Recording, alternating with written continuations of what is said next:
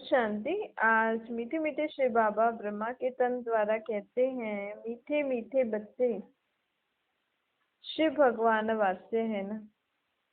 तुम बच्चे अब जानते हो ना, शिव बाबा हमारे साथ हैं। शिव बाबा कहते हैं, बच्चे मैं ही आकर ब्रह्मा के तन में वात्स्य करता हूँ, क्योंकि बाकी सबको तो शरीर है ना, बाकी शरीर है तो सब वात्स्य करेंगे ही। लेकिन भगवान वात्स्य क्यों लिखा है? क्योंकि भगवान के पास अपना शरीर नहीं, इसलिए आकर वात्स्य करते हैं। किसके तन में आकर वात्स्य करते हैं? ब्रह्मा के तन में। गाया हुआ है ना, ब्रह्मा द्वारा भगवान ने नई सृष्टि की स्थापना करी, तो ब्रह्मा के तन में आकर ही वात्स्य करूंगा ना। रूहानी बच्चों प्रति अथवा आत्माओं प्रति मैं रूहानी बाप अर्थात परमात्मा बैठ समझा रहा हूँ। रूहानी बाप को परमात्मा कहा जाता है, सभी आत्माओं का बाप व एक परम पिता परमात्मा। भक्ति मार्ग में मनुष्य कहते हैं त्रिमूर्ति ब्रह्मा। अब त्रिमूर्ति ब्रह्मा तो हो न सके, त्रिमूर्ति शिव होता है, क्योंकि ब्रह्मा तो खुद ही देवता है ना। ब्रह्मा से भी बड़ा शिव है। शिव ने ब्रह्मा विष्णु शंकर के द्वारा कार्य कराया। शिव बाबा जब आए तो ब्रह्मा तन द्वारा भी स्थापना कर रहे हैं, शंकर द्वारा परिवर्तन होगा, विष्णु द्वारा पालना होगी। विष्णु अर्थात लक्ष्मी नारायण। लक्ष्मी नारायण का बचपन है राधे कृष्ण, और वही अपने पहले कलयुगी अंतिम जन्म में पाठ बजा के आए हैं ब्रह्मा सरस्वती। तो ब्रह्मा सरस्वती ही राधे कृष्ण बनते हैं, फिर स्वयंवर के बाद लक्ष्मी नारायण, जिनको हम विष्णु और महालक्ष्मी के रूप में पूजते हैं। तो देखो सब एक हो गए ना, सिर्फ दो ही आत्मा अलग अलग रूप से पाठ बजा रही है। ब्रह्मा सरस्वती, राधे कृष्ण, फिर उनका स्वयंवर लक्ष्मी नारायण, उनको लोग विष्णु और महालक्ष्मी के रूप में पूज रहे हैं। तो देखो यही भक्ति मार्ग में लोगों ने ब्रह्मा को अलग पूजते हैं, सरस्वती को अलग पूजते हैं, फिर विष्णु को अलग, महालक्ष्मी को अलग, राधे को अलग, कृष्ण को अलग, लक्ष्मी को अलग, नारायण को अलग। कैसे कितने सारे देवी देव अलग अलग रीति से पूजे जा रहे हैं ना। तो बाबा कहते हैं एक ही आत्मा अपने जन्म मरण में पता नहीं कितने क्या क्या पाठ बजाती है। चलो ये तो हमें पता है, सत्युग में यही ब्रह्मा सरस्वती लक्ष्मी नारायण बनेंगे, लेकिन इतने ऊंचे हैं तो आगे भी इनका कोई पार्ट रहा होगा किसी न किसी रूप में, अभी और भी कहीं ना कहीं फेमस होंगी, लेकिन हमें पता नहीं है। और बाबा ने तो हमें नटशेल में बता दिया ना कि बच्चे ऐसी ही आत्मा जन्म मरण में आके पार्ट बजाती है। अभी गांधी की आत्मा जो इतना करके गई, तो अभी भी वो किसी न किसी रीति से किसी न किसी शरीर में होंगी, देश की इसी रीति संभाल कर रही होंगी। इन्हीं बड़े बड़े नेताओं में से कोई एक गांधी की आत्मा होगी, पता थोड़ी है हमें। पर बाबा हमें कह रहे हैं कि बच्चे तुम विनाशी शरीर के पीछे इतना रोया नहीं करो। इस बात को पक्का कर लो कि आत्मा जन्म मरण में आ रही है एक चोला छोड़ के। जब भी किसी की आपको खबर मिले ना, फलाने ने शरीर छोड़ दिया, उसकी डेथ हो गई, ऐसा वैसा हो गया, तो अपने मन में सिर्फ एक बात विचार करना, उसकी आत्मा ने वो चोला छोड़ के नया चोला लिया है, बस।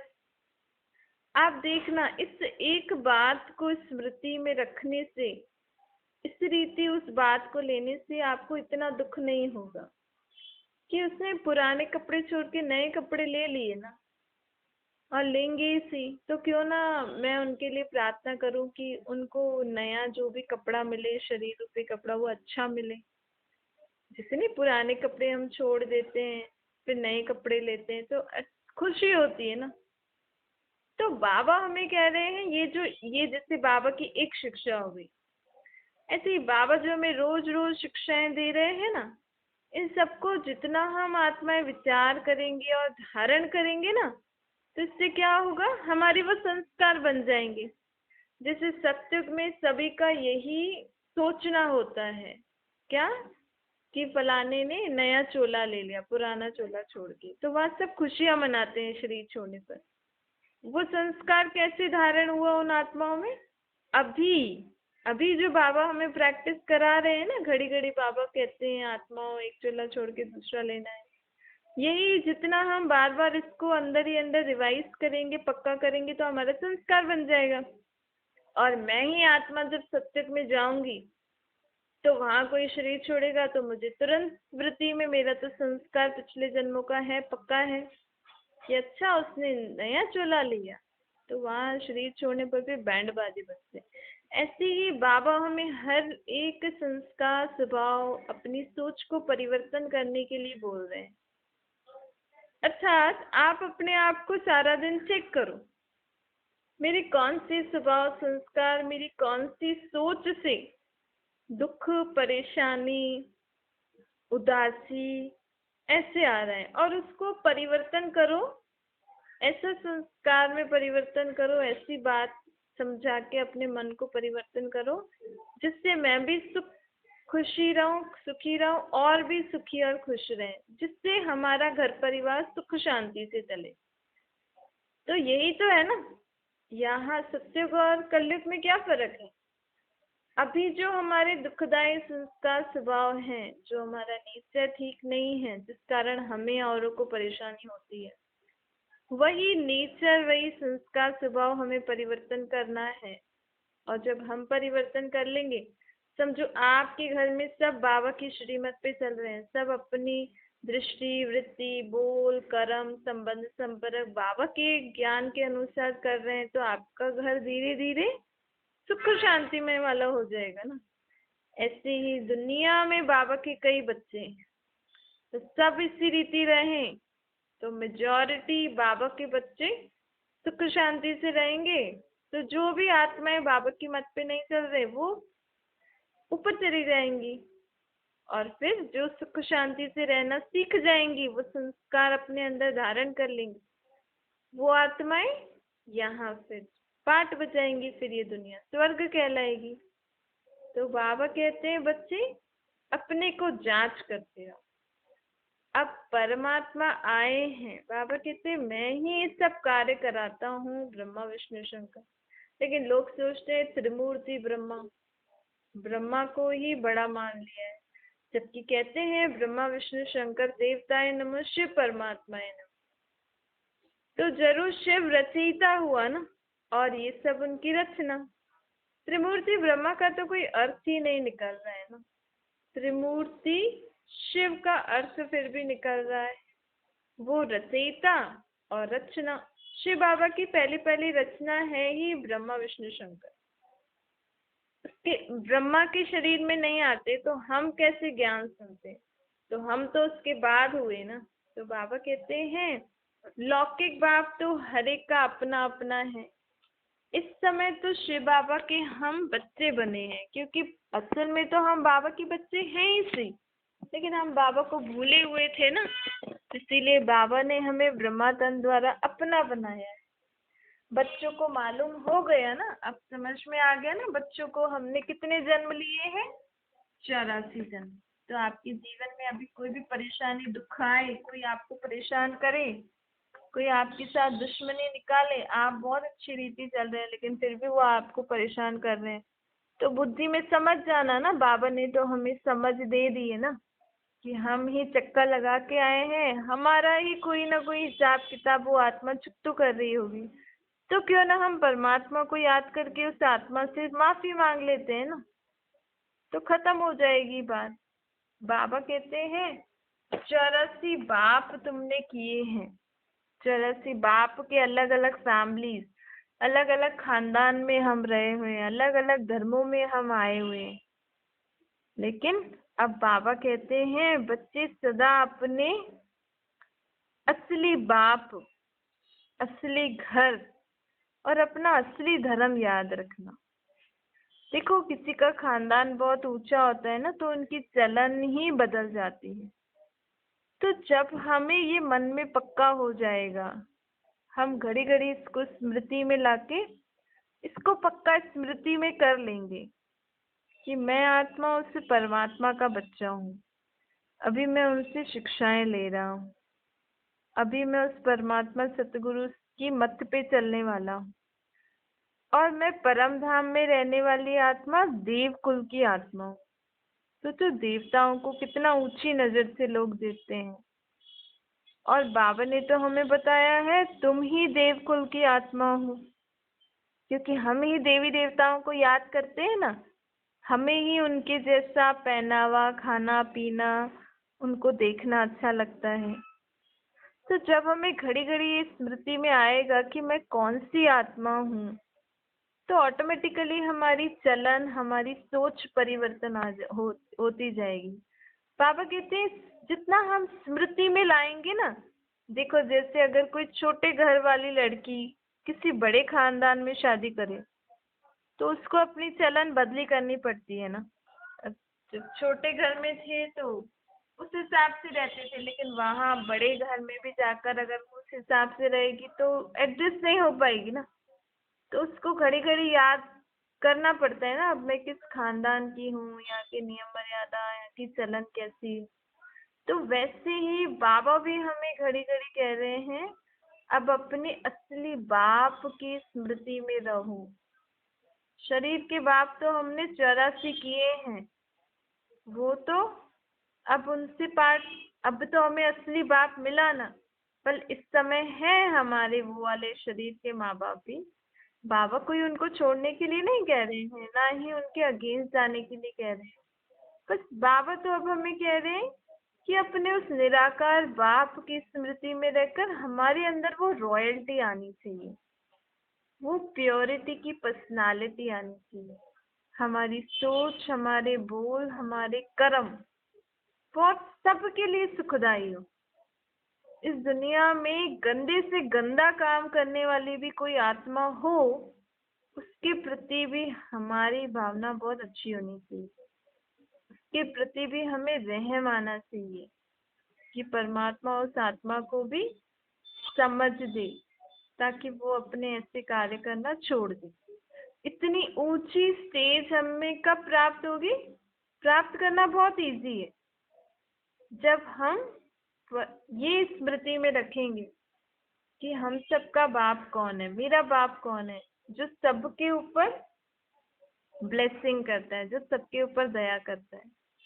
तो ऑटोमेटिकली आपके जीवन में कोई भी ऐसी आत्मा होगी जिससे आपको कोई प्रॉब्लम है, ऐसे वैसे जो भी होता है दुनियादारी में तो होता ही है, उसके प्रति आपको नफरत, घृणा, दुश्मनी ऐसे नहीं, रहम की भावना आएगी सिर्फ एक स्मृति से कि मैं किसका बच्चा हूँ।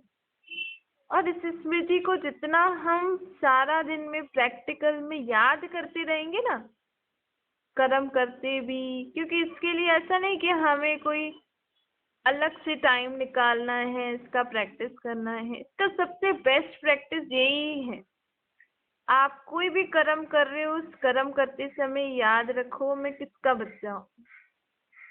आपके जो, क्योंकि काम तो रहता ही है, मन में विचार तो चलते ही है, लेकिन बीच बीच में हमें हो सके तो ये वाला विचार भी हमें रिवाइज करना चाहिए।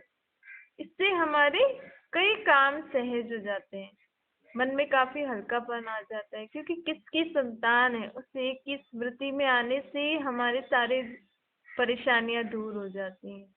भक्ति मार्ग में भी तो हम भगवान को अलग अलग रीति याद करते हैं ना, तो क्यों ना अब हमें उनको असली रूप, असली परिचय से याद करें। तो बेहद का बाप अब आत्माओं को बेहद का वर्षा देने आए। बाबा कहते हैं बच्चे, इस दुनिया में पहले लक्ष्मी नारायण की राजधानी थी। जो भी राजाई वाले रजवाड़े होंगे उनके बच्चों को भी, सबको अब मैं वर्षा दे रहा हूँ। फिर सत्युग में तो नाम मात्र में हमें मिलेगा, वहां सुख तो बहुत होता है। इस समय तो दुनिया में कितना दुख है ना। अब 21 जन्मों का वर्षा मैं तुम्हें देता हूँ, उस दुनिया में तो दुख शांति का नाम निशान नहीं। जब से दुनिया में द्वापर युग से विकार शुरू होते हैं, तब से दुख अशांति शुरू होती है। मैं आया हूँ तुम्हें 84 जन्मों का राज समझाने, क्योंकि इसी 84 जन्मों का राज समझने से ही जब आत्मा को स्मृति आ जाती है ना कि हाँ मैं कौन सी आत्मा हूँ, तो हमारे अंदर परिवर्तन बहुत जल्दी जल्दी हो जाता है। अब मैं तुम्हारा बाप मूल वतन के रहने वाला हूँ, हो तो तुम भी मूल वतन की रहने वाली, लेकिन वहां से तुम नीचे आकर ये देह रूपी चोला पहन के पाठ बजाती हो। अब पाठ बजाते बजाते हम स्वयं को ही भूल गए। ऐसा कभी सुना है आपने कि टीवी या मूवीज में कोई एक्टर पार्ट इतना गहरी रीति से बजा रहा है कि वो अपनी असली पहचान ही भूल जाए। बस अब वो टीवी में जो रोल या मूवी में जो रोल पार्ट कर रहा है उसको बस यही पता है कि मैं यही मेरा असली रोल है, अर्थात मैं जीवन में इसी का ही बच्चा हूँ, इसी का ही पति हूँ, इसी का ही भाई हूँ, इसी पोस्ट पे हूँ। लेकिन वो तो थोड़े समय के लिए खेल खेल रहे हैं ना, वो तो मूवी शूट कर रहे हैं, सीरियल बना रहे हैं। शूटिंग पूरी हो जाएगी तो फिर उसको अपने वो वाले ड्रेसेस चेंज करके अपना वो पार्ट भूल के अपने रियल पार्ट में जाना है ना, रियल घर में जाना है। उसके माँ बाप तो अलग होंगे ना, बाप बहन बेटी जो भी होंगे वो सब अलग होंगे ना। ऐसे थोड़ी होगा वो मूवी में पार्ट बजा रहे हैं या सीरियल में पार्ट बजा रहे हैं तो उनके संबंध ही चेंज हो गए, वो उसकी लाइफ ही चेंज हो गई। ऐसे ही हम आत्माएं भी हैं असल परम धाम की रहने वाली। हमारा बाप परमात्मा है, लेकिन हम आत्माएं यहाँ सृष्टि पर पाठ बजाते बजाते अपने आप को ही भूल गई हैं। हम सोच रहे हैं कि यही हमारा सच्चा संबंध है, यही हमारे माँ बाप है, यही हमारे पति है, यही हमारे बच्चे, ये सच्चे हैं। पर बाबा कहते हैं ऐसे तो तुमने, अगर टोटल हमने 84 जन्म लिए होंगे तो टोटल 84 बाप से हम माँ बाप से पाठ बजा के आए, 84 पतियों से या पत्नी से, बेटों बेटी से, पता नहीं किस किस से हम पाठ बजा के आए हैं। लेकिन हमारा असली बाप तो परमात्मा है ना। हम असलियत में तो परम धाम के रहने वाले हैं ना। मैं तो एक आत्मा हूँ ना, न्यूट्रल आत्मा हूँ। मेरा असली संबंध तो मेरे बाप से है और ये सब आत्माएं तो मेरे भाई हैं। सबसे पहले मेरा बाप या ये सब आत्माएं भाई भाई। इस बात को हमें एकांत में विचार करेंगे ना तो आपको अपना जीवन जीने में मुश्किलात नहीं होगी, क्योंकि अभी ना हम देहों में फंस के एक दूसरे के मोह में फंस गए हैं और मोह में फंसने के कारण हम एक दूसरे को दुख दे रहे हैं, खुद भी दुखी हो रहे हैं, औरों को भी दुख कर रहे हैं। जबकि हम तो यहाँ खेलने आए हैं ना, सुख शांति का पाठ बजाने आए ना। सत्युग में भले हम, बाबा कहते हैं सत्युग में हमें ये स्मृति रहती है सब आत्मा है, तो वहां पे ये विकार आदि नहीं होते। तो अब हमें वही स्मृतियां, वही संस्कार हमें बाबा अभी जनरेट, मतलब इमर्ज रूप में हमें कह रहे हैं कि आप वापस से अपने वैसे संस्कार धारण करो, क्योंकि अभी आपको निर्विकारी दुनिया में पाठ बजाना है।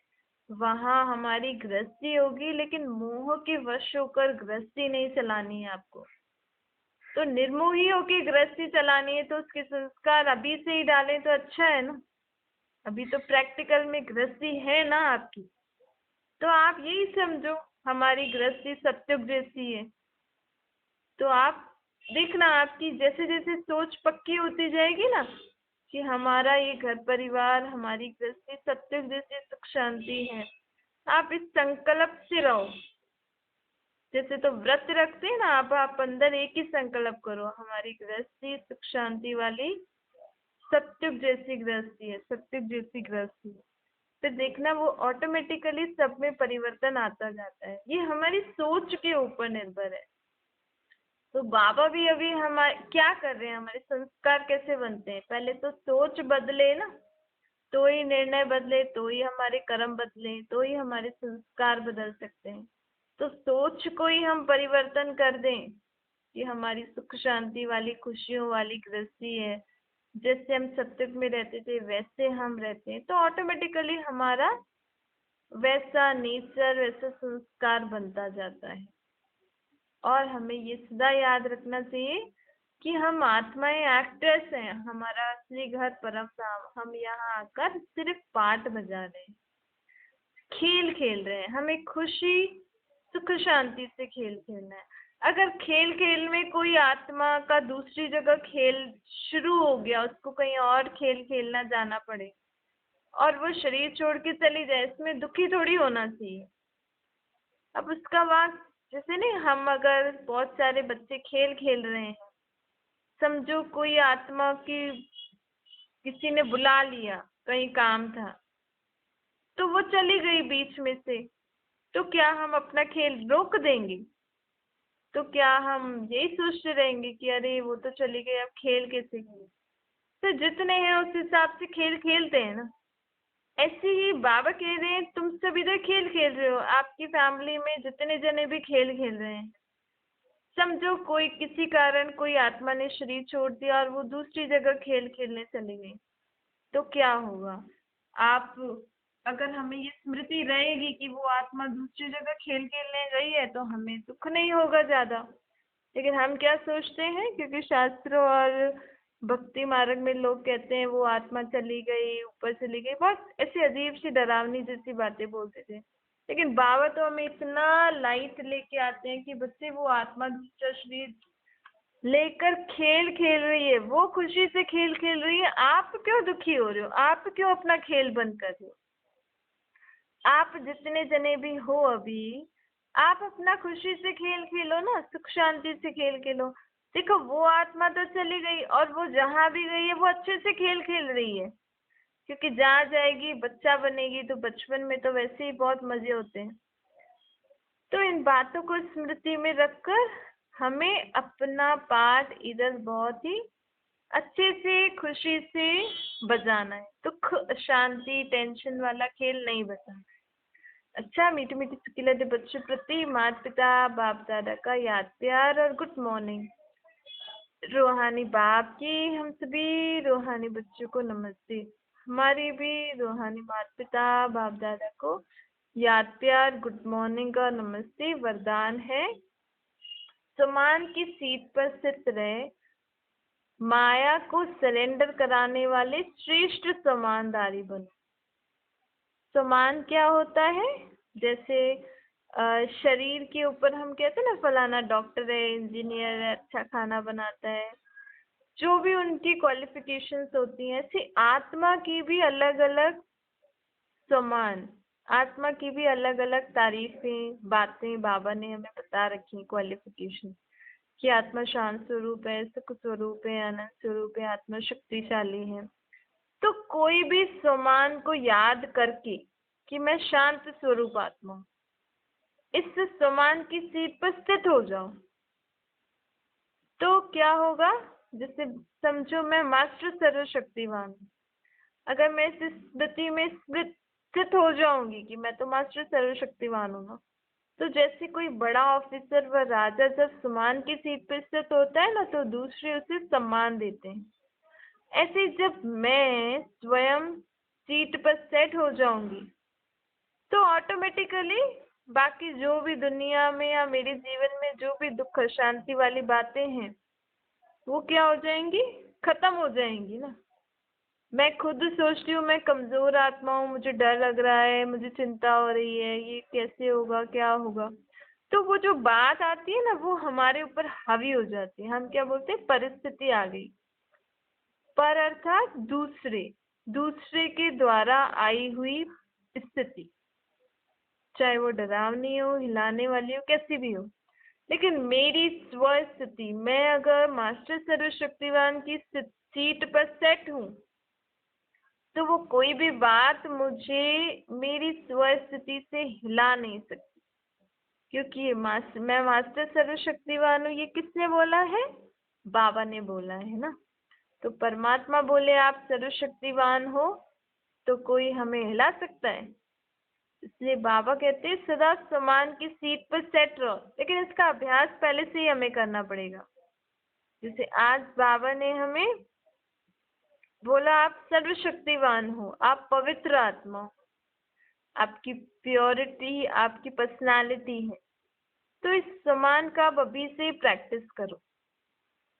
तो कब कब प्योरिटी मतलब सर्व प्रकार की प्योरिटी। ब्रह्मचार्य भी बोल, कर्म, संबंध, संपर्क सब में पवित्र रहना है, शुद्ध रहना है। संकल्पों में भी व्यर्थ संकल्प नहीं आने चाहिए। तो इस रीति जब मैं पवित्र प्योरिटी की पर्सनालिटी वाली आत्मा हूँ, तो कोई भी मेरे सामने अगर फालतू बात करेगा, उल्टा सुल्टा बोलेगा, उल्टा सुल्टा करेगा, तो मैं उनके करने पर हलचल में नहीं आऊंगी। मैं अपनी प्योरिटी की पर्सनालिटी, उस वाइब्रेशन द्वारा उस आत्मा को भी मैं प्योरिटी की रेज देकर उसके भी बोल, कर्म, संबंध, संपर्क को सुधार सकती हूँ। इतनी शक्ति मुझ में है। जैसे डॉक्टर जब अपनी सीट पर बैठता है, तो अगर वो सोचे हाय ये तो ये केस आ गया, अब इसमें क्या करना है, कौन सी दवाई देना है, खुद ही मूंझ जाए, तो वो हमारा इलाज कर सकते हैं। जी, हमें भी सदा बाबा ने जो भी हमें सम्मान दिया है कि आप कौन सी आत्मा हो, वो कोई ना कोई याद करके उसका प्रैक्टिस करते रहो। तो कोई भी समय आए और हम अपने कोई ना कोई टाइटल को याद करके उस सिचुएशन को क्रॉस कर सकें। स्लोगन है, साक्षीपन की स्थिति में रह दिलाराम बाप के साथ का अनुभव करने वाले लवलीन आत्मा बनो। साक्षी मतलब हमारी लाइफ में कोई भी बात आ रही है, हम उस पे इन्वॉल्व न होकर बाबा की याद में रहकर उस बात को क्रॉस करें। अगर हम दो जने लड़ रहे हैं या कुछ भी ऐसी बात हो रही है, हम अगर उनकी लड़ाई छुड़ाने चले गए, हम भी फंस गए। इससे अच्छा तो हमें क्या करना चाहिए, अगर ऐसा जरूरी हो जाना तो बाबा के साथ चले जाओ। लेकिन अगर जरूरी इतना आपका नहीं लग रहा है, तो आप कहीं भी बैठे हो, दूर बैठे हो, बाबा को याद करके उन दोनों आत्माओं को आप शांति के वाइब्रेशंस दे सकते हो। तो ये अच्छा तरीका है ना, हम जाके उनकी बातों में मूंझ जाएं। हाँ, अगर जरूरी है आपका जाना तो आप बाबा की याद में जा सकते हो। अगर नहीं है तो साक्षीपन की स्थिति में रहकर बाप को याद करके हमें उन आत्माओं को शांति के वाइब्रेशन देने चाहिए।